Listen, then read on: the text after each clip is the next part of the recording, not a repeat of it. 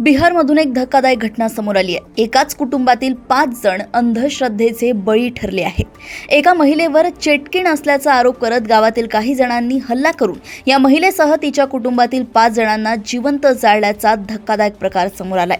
समोर आलेल्या माहितीनुसार याच गावात राहणारी 48 वर्षीय सीता देवी ही महिला चेटकीण असल्याचा संशय गावातील लोकांना होता।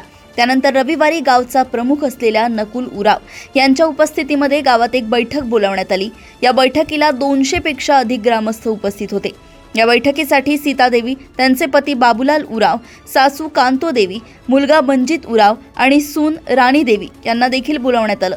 त्यानंतर तिथे उपस्थित असलेल्या सर्वांनी काठ्यांनी या कुटुंबाला बेदम मारहाण केली। या घटनेत गंभीर जखमी झालेल्या या कुटुंबाला पेट्रोल टाकून जिवंत जाळण्यात आले। या घटनेत 5 जणांचा मृत्यू झालाय, तर मुलगा मंजित उराव हा या जमावाच्या तावडीतून निसटल्यानं थोडक्यात बचावला आहे।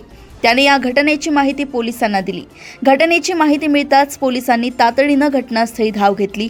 2 मृतदेह पोलिसांच्या हाती लागले। 3 मृतदेहांचा शोध सुरू असल्याची माहिती पोलिसांनी दिली आहे। या प्रकरणात आतापर्यंत गावच्या प्रमुखाला आणि ट्रॅक्टर चालकाला अटक करण्यात आली आहे। घटनेबाबत अधिक तपास सुरू असल्याची माहिती पोलिसांनी दिली आहे।